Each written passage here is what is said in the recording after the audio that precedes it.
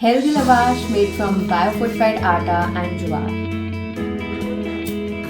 Hey you guys, today we are getting our hands dirty to make something super healthy and delicious. First off, we take our biofortified atta, add some yeast and sugar, then sprinkle in some sesame seeds and black til.